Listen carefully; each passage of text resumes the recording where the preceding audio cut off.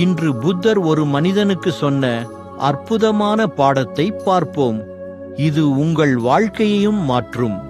போதிவனத்தில் தியானத்திலிருந்த புத்தரை தரிசிப்பதற்காக நடுத்தர வயதுடைய ஒருவன் காத்திருந்தான். புத்தர் தியானம் கலைந்து கண் விழித்தார். புத்தரை வீழ்ந்து வணங்கினான். புத்தர் அவனிடம், நீ யார் என்று வினவினார்.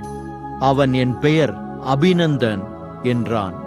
புத்தர், உனக்கு என்ன வேண்டும் என்று கேட்டார். அபிநந்தன், பெருமானே, நான் ஒரு ஏழை. எனக்கு மனைவியும் 3 குழந்தைகளும் இருக்கிறார்கள். நான் உலகப் பற்றிலும் உலக வாழ்க்கையிலும் உழன்று ஏராளமான துன்பங்களையும் சித்திரவதைகளையும் அனுபவித்து விட்டேன். என்னை சந்நியாசியாக்கி பந்த பாசங்களிலிருந்து விடுவித்து ஞானம் அருளுங்கள் என்றான்.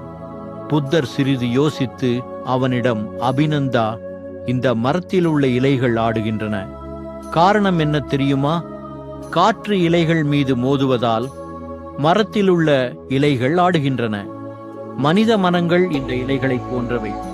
மனித மனங்கள் மீது உலகப்பற்று என்கிற காற்று வந்து மோதுகிறது. அதனால் மனங்கள் ஆடுகின்றன, அலைபாய்கின்றன. முதலில் உன் மனத்தில் உள்ள பந்த பாசங்கள் அனைத்தையும் உன்னால் நீக்கிவிட முடியுமா என்று கேட்டார். அபிநந்தன், புத்த பெருமானே, என்னால் பந்த பாசங்களை துறந்துவிட முடியும் என்றான். சரி, அப்படியானால் நீ இன்று முதல் போதி வனத்திலேயே தங்கலாம் என்றார் புத்தர். சில நாட்கள் கடந்தன. ஒரு நாள் புத்தர் அருகிலுள்ள குளத்திற்கு நீராடுவதற்காகச் சென்றார். அப்போது அவர் ஒரு மரத்தின் கீழ் அபிநந்தன் பக்கத்தில் ஒரு நாய்க்குட்டி நின்று கொண்டிருப்பதை பார்த்தார்.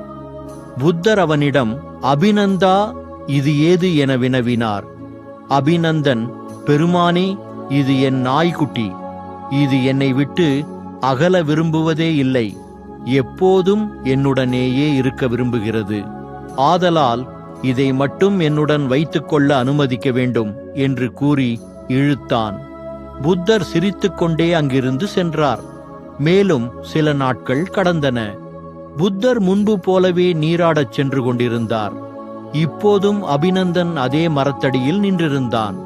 அவன் அருகில் நாய்க்குட்டியுடன் ஒரு சிறுவனும் நின்று கொண்டிருந்தான். புத்தர், அபிநந்தா, இந்த சிறுவன் யார் என கேட்டார்.